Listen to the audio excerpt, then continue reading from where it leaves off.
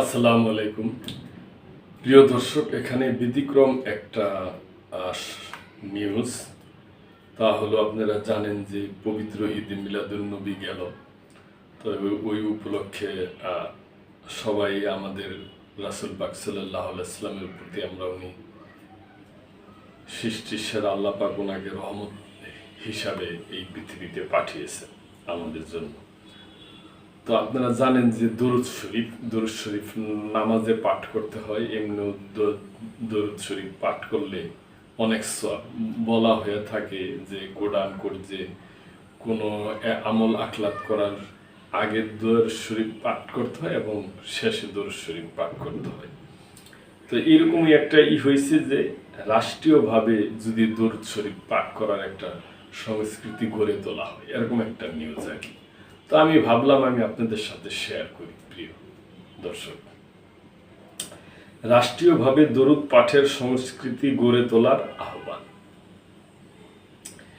বাংলাদেশের রাষ্ট্রীয় সব কার্যক্রমে মহানবী হযরত মুহাম্মদ সাল্লাল্লাহু আলাইহি ওয়াসাল্লামের প্রতি দরুদ পেশ করার আহ্বান জানিয়েছেন জাতীয় বিপ্লবী পরিষদ ও বিপ্লবী ছাত্র পরিষদ।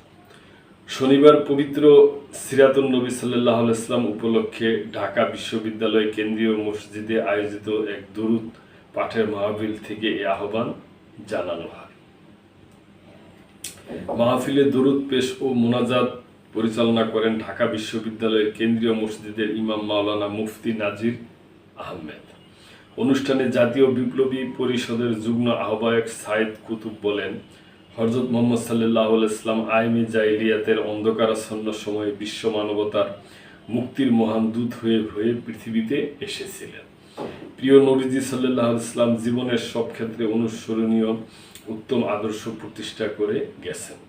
তিনি আরও বলেন, নবীজি সাল্লাল্লাহু আলাইহি ওয়াসাল্লাম সমাজে বৈষম্য দূর করে ইনসাফ প্রতিষ্ঠা করেছেন।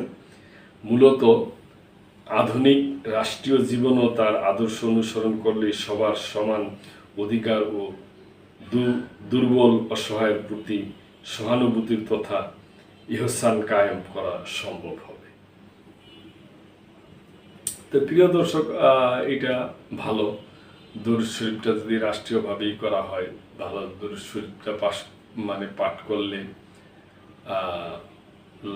লাভবান হওয়া যায় ধর্মীয়ভাবে এবং মানুষের মন প্রফুল্ল থাকে। এবং মহানবী সাল্লাল্লাহু আলাইহি ওয়াসাল্লামের উপর এই দরুদ শরীফ আল্লাহ দিয়েছে এবং এই আপনারা জানেন যে নামাজও দরুদ শরীফ পড়তে হয়।